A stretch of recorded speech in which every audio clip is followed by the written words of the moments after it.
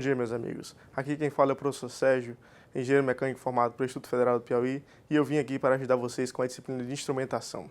Na aula de hoje, nós iremos iniciar com as definições básicas, principalmente a definição de instrumentação, seguida da terminologia utilizada no processo, a função dos instrumentos e os principais sistemas de medição.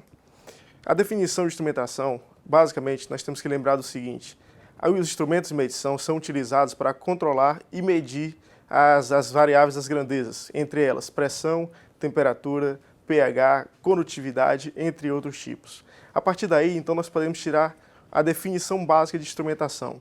Instrumentação pode ser definida como a ciência que se aplica e desenvolve técnicas para adequação de instrumentos de medição, transmissão, indicação, registro e controle de variáveis físicas e equipamentos nos processos industriais. A terminologia empregada é unificada tanto entre os fabricantes quanto entre os usuários e os órgãos que intervêm diretamente ou indiretamente no processo. Nós podemos ver, dentre essas definições, esses termos, como por exemplo, faixa de medida. A faixa de medida, ou a range, ela nada mais é do que um conjunto de valores onde a medida pode estar alocada. Como a gente pode ver no exemplo do slide, nós temos aí que a faixa de medida ela vai ter um valor superior e um valor inferior. Esse valor inferior, no caso do exemplo nosso, é 50 e o nosso valor superior é 250, ou seja, a nossa faixa de medição varia de 50 a 250. O nosso resultado pode estar em qualquer um desses pontos. O alcance, ou o span, seria a medida dessa distância, ou seja, o valor do limite superior menos o valor do limite inferior. No caso do nosso exemplo do slide, como vocês podem ver, nós temos que o superior é 250 e o inferior é 50. Então, o nosso span, nosso alcance é dado como 200. O erro de medição nada mais é do que o valor medido menos o valor real da minha medição.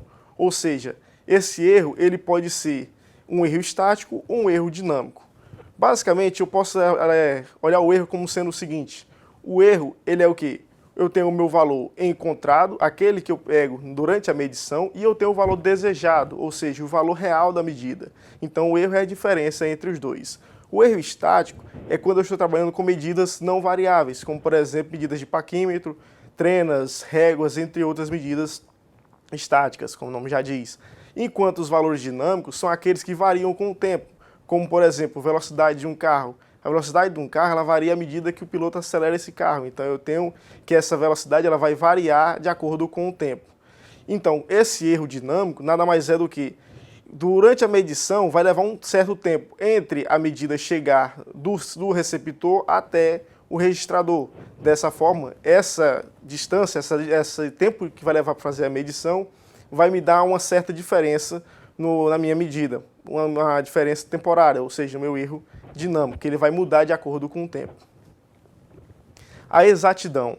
A exatidão é o quanto mais próximo a minha medida está de ser precisa, ou seja, do ponto real. Essa exatidão ela pode ser uma exatidão, uma medida exata, mas não precisa, ou seja, eu tenho um valor exato, mas o meu conjunto de medições ele não tem uma proximidade muito grande. Eu tenho um valor exato e preciso, ou seja, quando todas as minhas medições estão dentro do ponto exato, ou seja, dentro do ponto de medida correto. Eu tenho onde nem é preciso e nem é exato, ou seja, eu tenho uma dispersão grande dos meus valores. E eu tenho um ponto preciso, mas não exato, ou seja, as minhas medições estão agrupadas em um local próximo entre elas, mas estão longe do ponto real da minha medida. A rangeabilidade, ou a largura da faixa, nada mais é do que a largura da minha faixa de medição. Como, por exemplo, se eu digo que minha rangeabilidade de uma medição de temperatura que vai de 0 a 300 graus é de 10:1, quer dizer que a minha faixa de medição vai ter meu ponto máximo e meu ponto mínimo.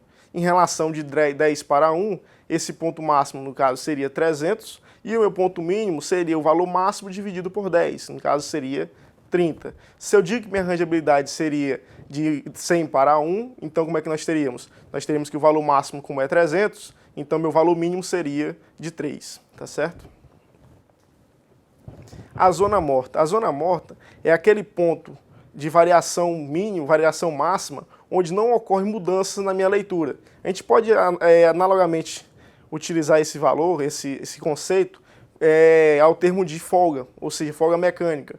Ou seja, é a movimentação que eu posso fazer sem variar a distância percorrida. A sensibilidade já é o oposto da zona morta. Ela é a variação mínima que deve ocorrer para mudar a minha medida, ou seja, mudar a leitura que está sendo ocorrida. Está sendo feita. A histerese nada mais é do que a diferença de medida dentro de um ciclo de medições, onde esse ciclo pode ser ascendente ou descendente. E a repetibilidade, como o nome já diz, é a capacidade de encontrar os mesmos valores dentro de uma faixa, certo? Onde também essa faixa pode ser crescente ou não. E a linearidade, que seria, no caso, nossa última parte, seria o quão mais próximo esses pontos estão alinhados, como o nome já diz, os pontos que serão medidos. Por exemplo, se eu tenho que uma peça vai ser medida e essa peça possui 50 milímetros de largura, por exemplo, e eu faço 4 medições dessa peça. Eu tenho que a primeira medição deu 49, a segunda deu 49,5, a terceira deu 49,9 e a terceira deu 50,1. Quem é que está mais próximo de 50? 50,1 e 49,9. Então essas duas estão próximas da linha. Ou seja, elas têm uma certa linearidade, enquanto as outras estão mais distantes. Se eu observo toda a medição, as 4 medições, eu vejo que os 2 primeiros pontos eles estão mais fora da linearidade, ou seja, essas minhas medidas não estão, de certa forma, próximas o suficiente do valor exato. Os instrumentos, como a gente viu lá no conceito de instrumentação, eu tenho que a função básica é indicação, registro, conversão, entre outros valores. Então, eu posso catalogar os instrumentos, eu posso classificar eles de acordo com a sua função. Ou seja, eu posso ter os indicadores, como o nome já diz, são aqueles que vão permitir a leitura da medida. Como vocês podem ver no slide, o indicador ele pode ser analógico ou ele pode ser digital, de ponteiro. Os registradores são aqueles que vão registrar a variável através de um traço contínuo ou ponto em um gráfico. Os transmissores, como o nome já diz, são aqueles que vão coletar essa informação e irão transmitir ela. Para quem? Para os transdutores ou conversores. Os transdutores irão ler essa medida, que será recebida. Se necessário, irão ocorrer a conversão dessa medida, como por exemplo, digamos que estamos fazendo uma medida física, ou seja, uma medida de distâncias. E essa medida ela tem que ser transmitida a um computador. Para essa medida física ser transmitida, ela tem que ser transformada num pulso elétrico. Então, ela vai passar por um conversor. O conversor vai receber esse dado físico dessa medida e vai converter ele num pulso elétrico. Esse pulso elétrico vai ser enviado para o computador e lá ele vai ser recebido e vai ser analisado.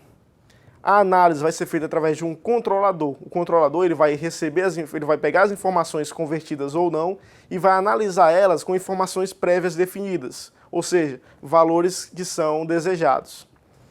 Se esses valores desejados, esses valores encontrados, não estiverem próximos dos valores desejados, então aí entra os elementos finais de controle. São eles que efetivamente irão fazer a mudança da variável durante o processo. Os principais sistemas de medição são basicamente 4. O sistema métrico decimal, que é um dos mais utilizados, o sistema físico ou sexagesimal, o sistema industrial francês e o sistema inglês. O sistema métrico decimal, como a gente já conhece, é aquele que tem como medida padrão o metro. E o sistema inglês, que é o outro mais utilizado, o sistema de polegadas. Tá certo, pessoal? Então, nos vemos na próxima aula e por hoje é só. Obrigado.